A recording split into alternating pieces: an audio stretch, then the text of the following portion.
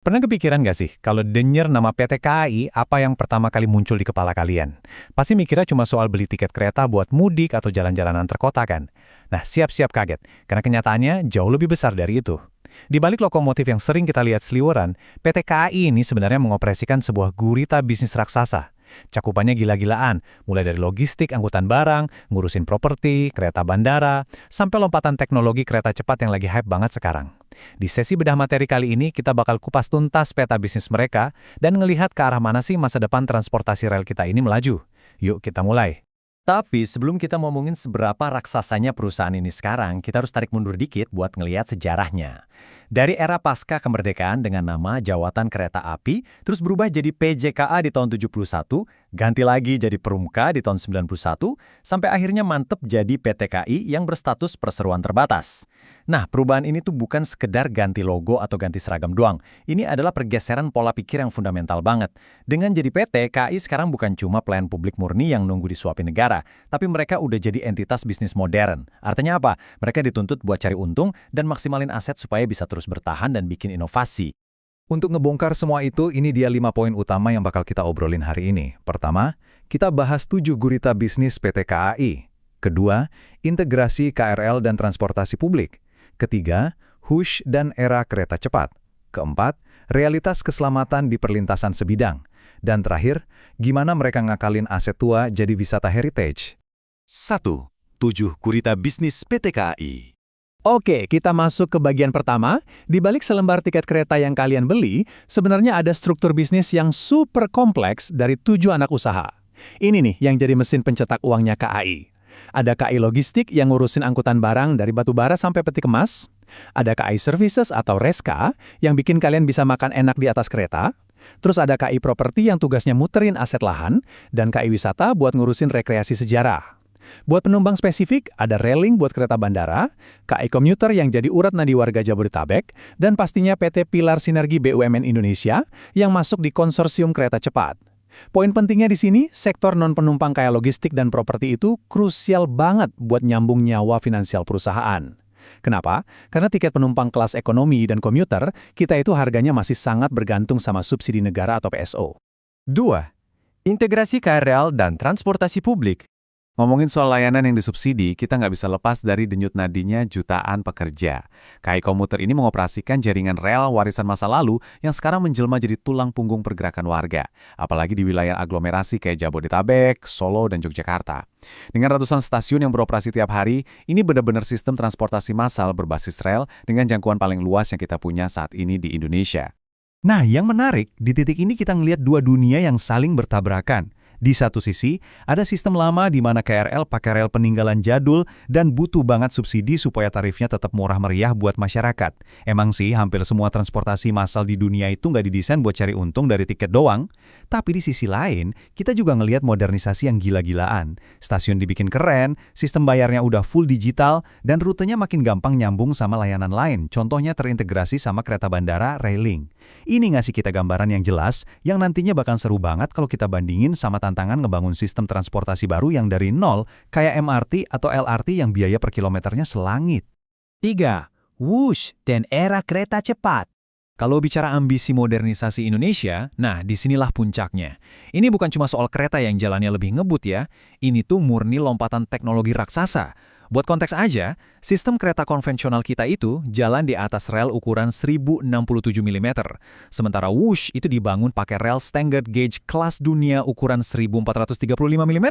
Ditenagai pula sama sistem elektrifikasi 25 kV AC. Jadi bayangin, transisi dari sistem jadul ke teknologi masa depan ini butuh perombakan infrastruktur yang benar-benar masif. 350 km per jam guys. Itu kecepatan maksimal Wush pas lagi operasional. Perjalanan Jakarta-Bandung yang dulunya berjam-jam, sekarang bablas cuma 30-45 menit doang. Tapi di balik mesin super canggih ini, ada satu sisi manusiawi yang bikin merinding. Supaya bisa bawa kereta secepat ini, masinis lokal kita harus ngelewatin proses transfer teknologi dan latihan yang benar-benar ketat di Madiun. Ini bukan sekedar tantangan, tapi juga pembuktian kalau SDM kita mampu menguasai teknologi perkeretaapian paling mutakhir di Asia Tenggara. 4. Keselamatan di perlintasan sebidang. Tapi tunggu dulu, Di tengah semua kebanggaan soal kereta cepat dan KRL yang modern, ada satu realitas pahit di lapangan yang sering banget luput dari perhatian kita. Coba perhatiin statistik ini, ngeri banget ya. Dari total kecelakaan kereta api yang terjadi, sekitar 60%-nya itu justru ada di perlintasan sebidang.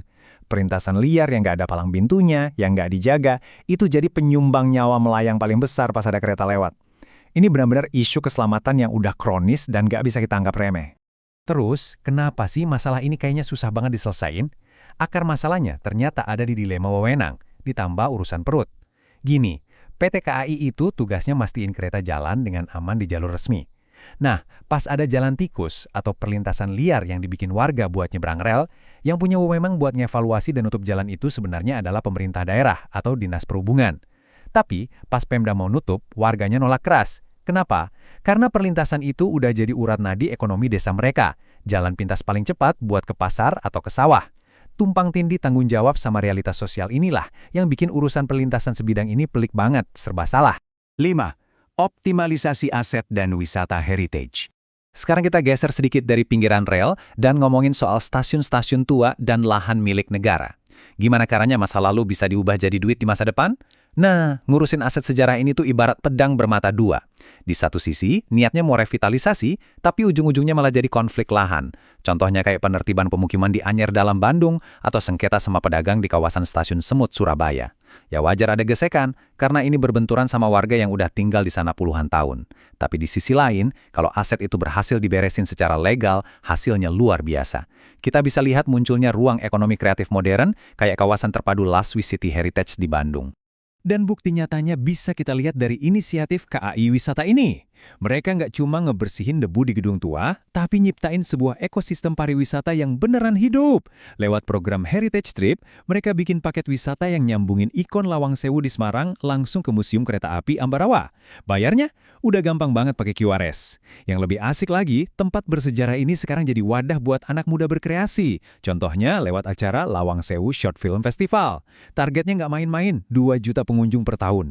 Ini ngebuktiin banget kalau peninggalan masa lalu, asalkan dikelola dengan benar, bisa jadi mesin pencetak uang yang ngedorong ekonomi lokal.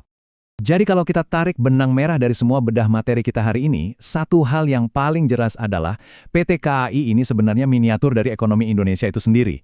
Bayangin aja, mereka harus berdiri di atas fondasi warisan kolonial yang udah tua, lalu mereka punya tugas negara buat ngelayanin rakyat pakai tarif subsidi, tapi di saat yang bersamaan, mereka juga dituntut buat lari kenceng ngejar ambisi modernisasi sekelas kereta cepat buat nyari profit.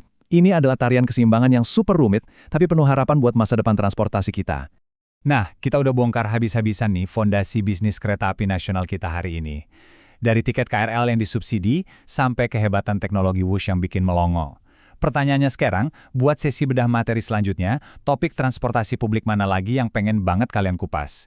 Mau kita bandingin dalam skema ekonomi LRT sama MRT, atau mau bahas strategi BUMN transportasi yang lain? Langsung aja tulis pendapat dan vote kalian di kolom komentar ya.